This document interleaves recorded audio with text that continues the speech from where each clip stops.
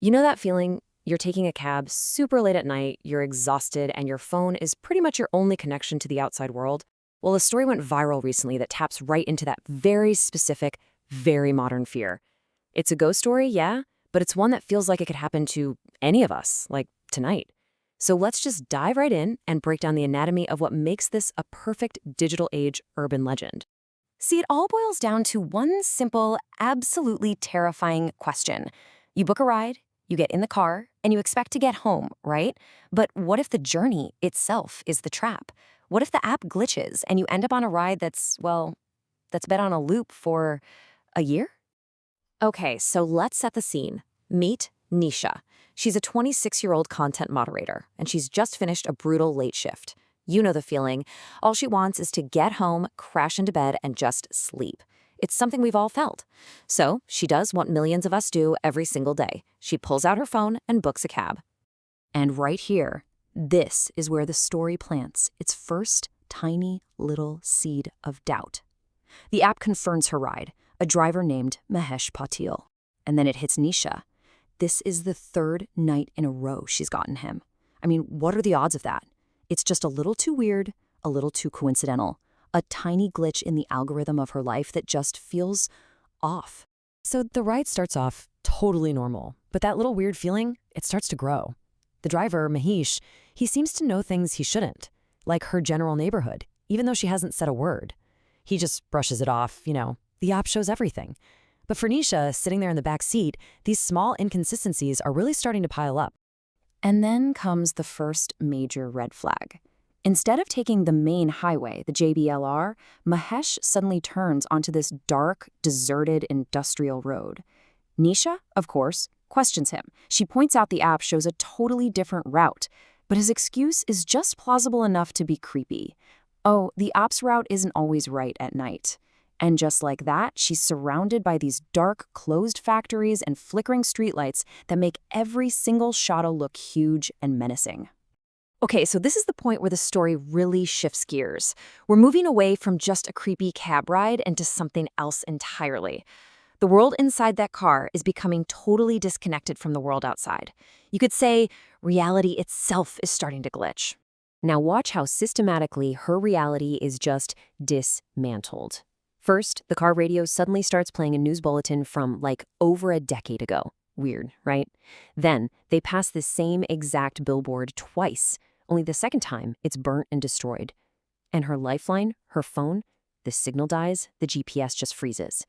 And then the final terrifying blow comes through on a crackly call from her friend, who insists that Nisha is still waiting at the office. I mean, can you even imagine hearing this? Your friend is telling you that according to everyone else in the real world, you are not where you think you are. Your ride was canceled. You never even left. But you're in the car. You're moving. And right at that moment of pure terror, her phone dies.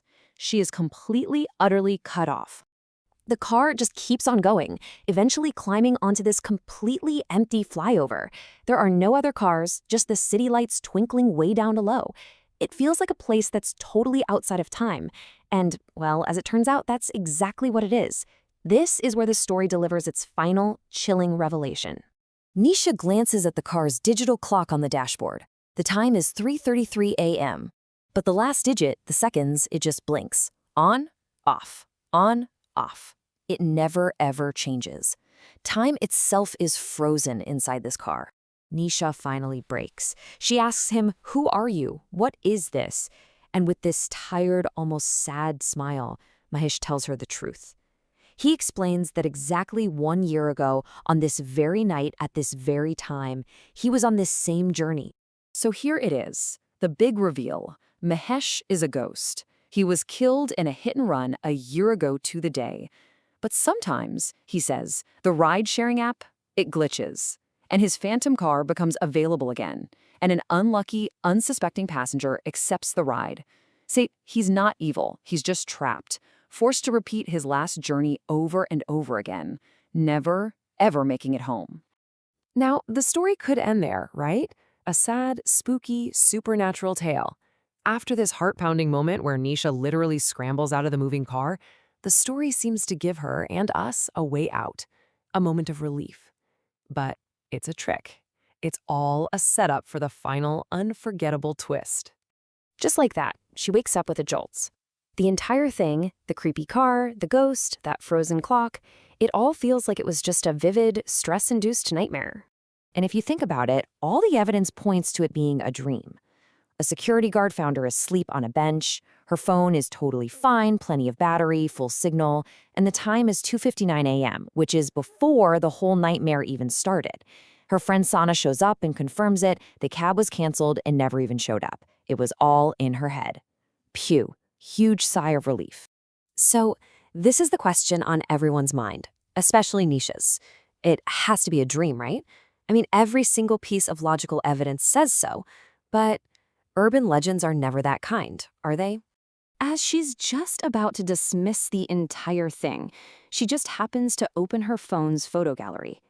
And there, right at the top, is a new picture, a photo she has absolutely no memory of taking. And this is the part that gives me chills. The timestamp on the photo is 3:33 a.m., the exact impossible time that the clock in the car was frozen, the exact time she was supposedly fast asleep on a bench outside her office. It's an impossible artifact. It's digital proof that the nightmare was real. And the photo itself?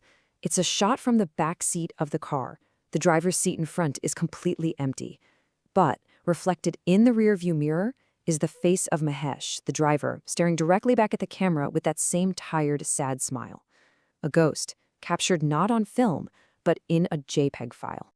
Okay, so let's just step back for a second and break this all down.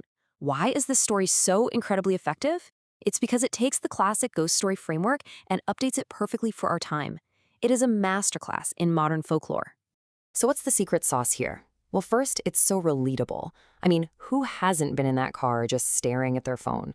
It's the 21st century version of the old vanishing hitchhiker legend, but instead of you picking up a ghost, the ghost picks you up. Second, it totally weaponizes our anxieties about technology. We trust these apps with our safety, and the story just asks, what happens when that code glitches and traps you instead? It also hits on that unique feeling of urban isolation. You can be surrounded by millions of people, but still be completely alone and vulnerable. But the real masterstroke is making the proof digital. A cold spot, a flickering light. You can explain that away. An impossible photo on your phone with a timestamp to prove it, that's a ghost in the machine, a haunting that follows you home. So the story leaves us with this final, chilling thought. It reframes this mundane, everyday action into something filled with potential danger. So the next time you're out late and your phone buzzes to tell you your ride is here, you might just pause for a second and wonder, when you accept the last ride of the night, are you sure it's only a ride home?